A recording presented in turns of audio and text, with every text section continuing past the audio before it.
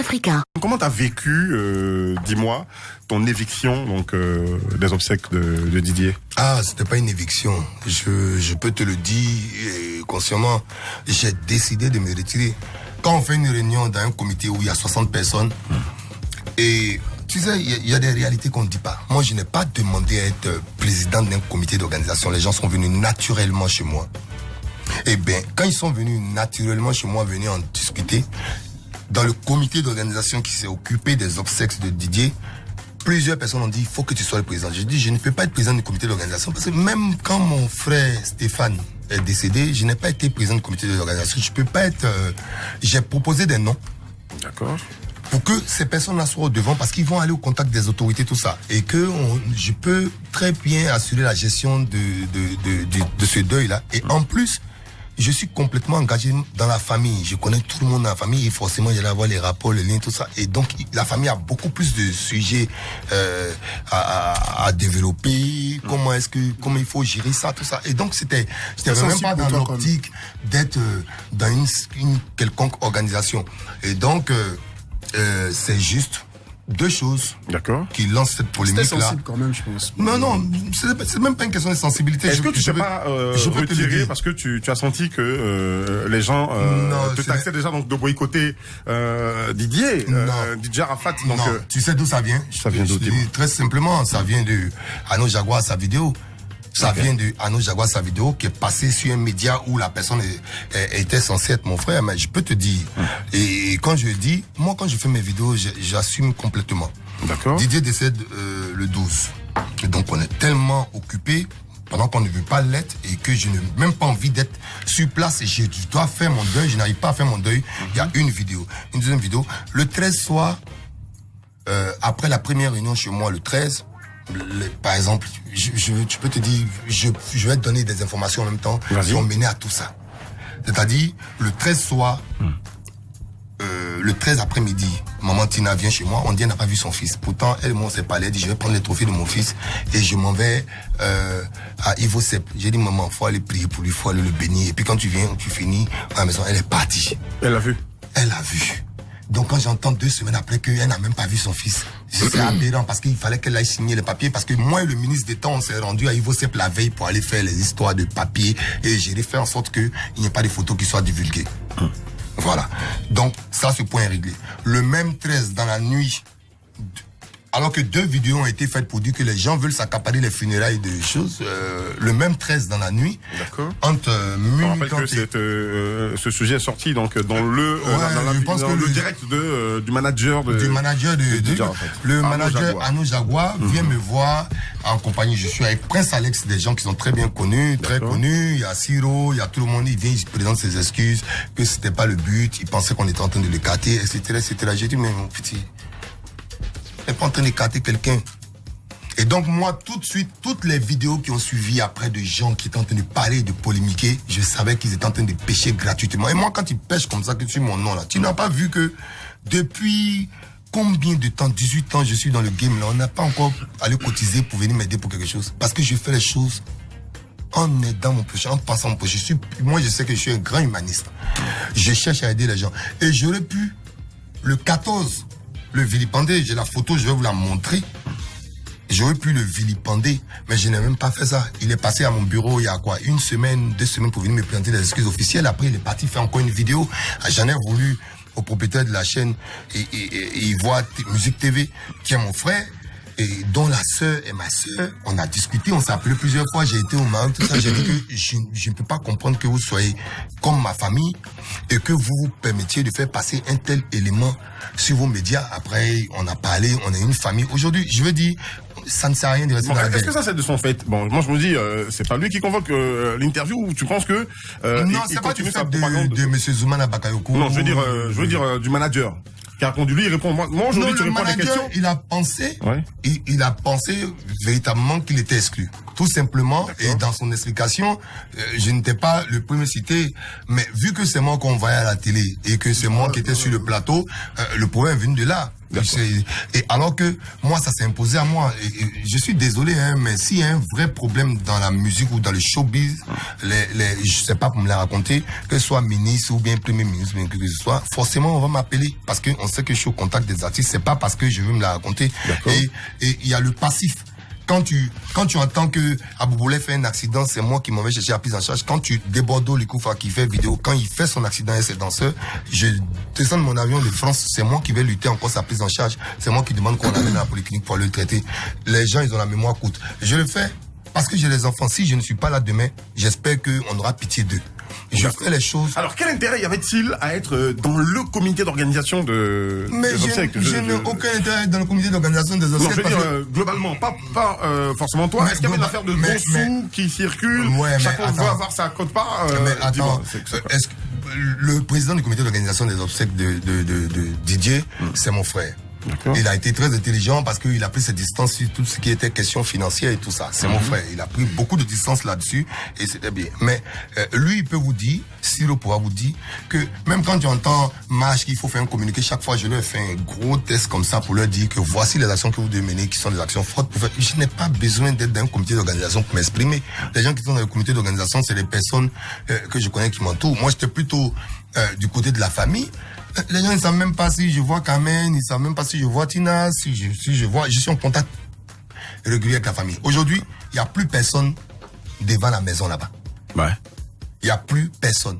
Mais quand on dit porte-parole de la famille là, on parle à moi. Quand on dit Tina là, on parle à moi. Quand on dit Carmen, non, on a entendu dire quand même. On a entendu dire quand même avant qu'il ne nous quitte.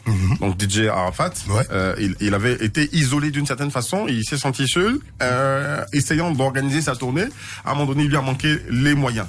Ok, et il y en a qui t'accusent aujourd'hui, donc qui t'ont toujours accusé d'avoir boycotté ton frangin. Non, mais écoute, qu'est-ce que tu peux répondre? Ce que je peux répondre est très simple, c'est de la grosse fiction.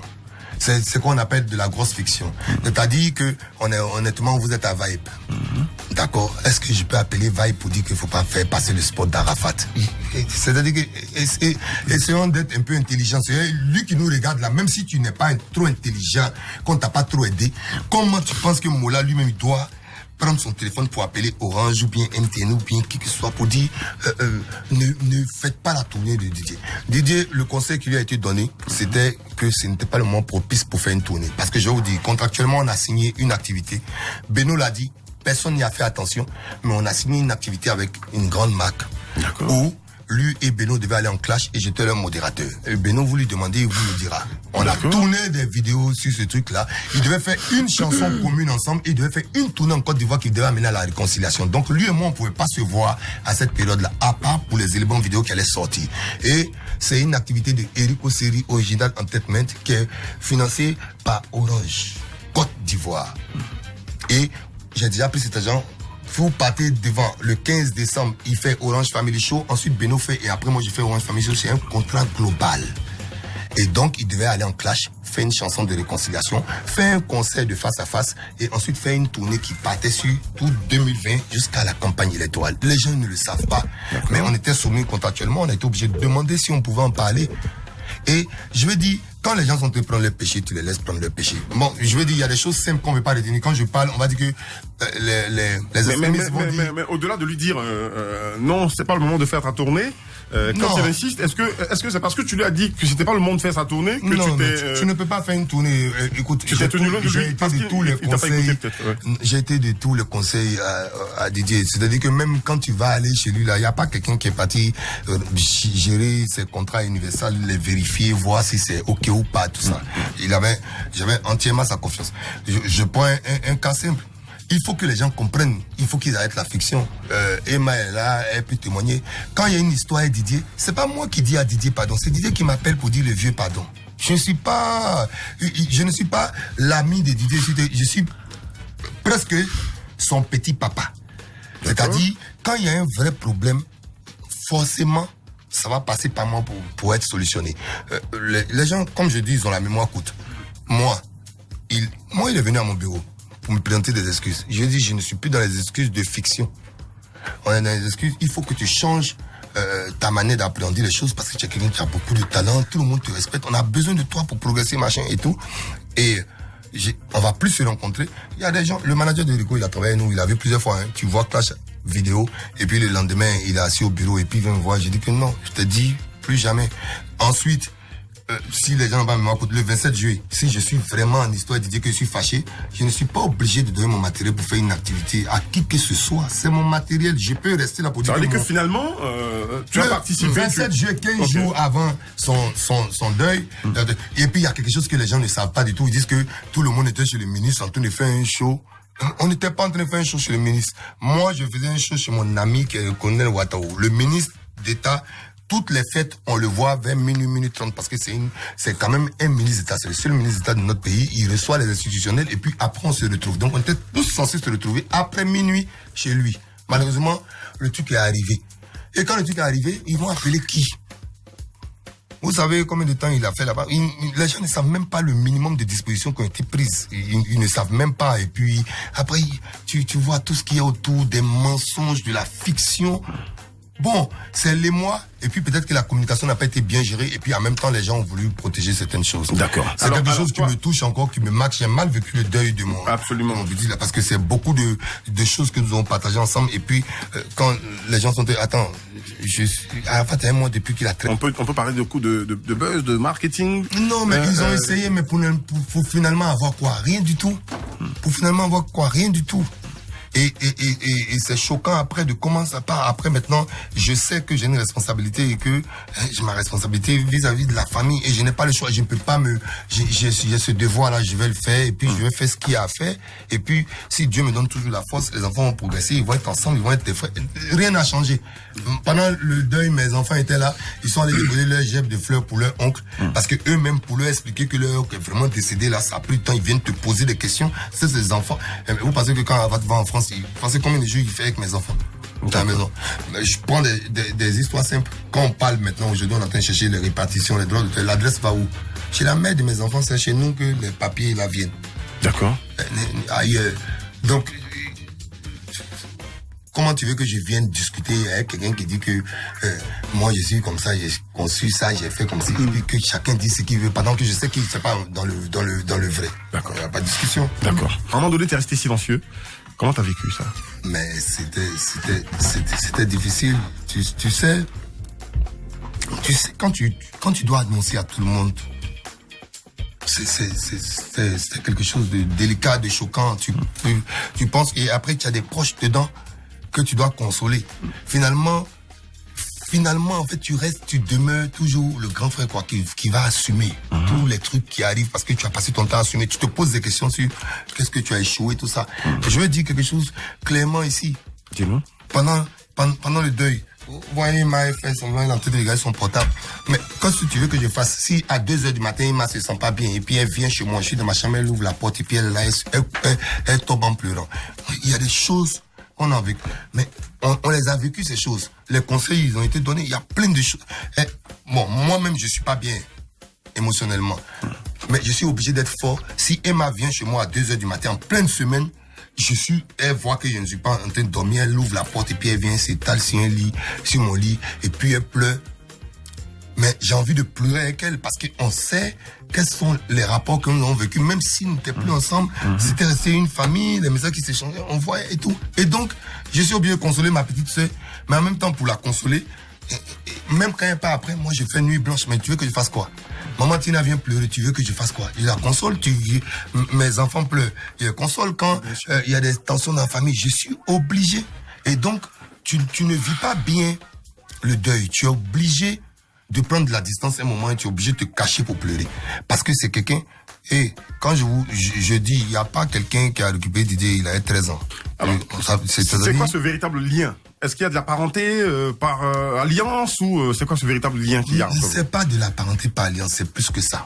D'accord. Quand on dit par alliance, c'est plus que ça.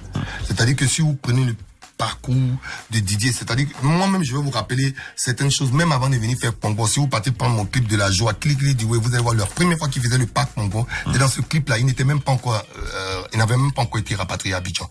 Il a été chez moi en France. C'est tout. Quand je vous parlais de Didier, je sais pas combien de personnes peuvent en parler. Parce qu'on se disait des vraies choses et on était, quand il a des vrais problèmes, et mes problèmes avec lui vont rester dans mon cœur parce qu'il y a des histoires que je ne peux pas expliquer à tout le monde. Absolument. Mais Et chaque fois, ça a été dans la même logique de faire en sorte que il soit au niveau où il doit être. Parce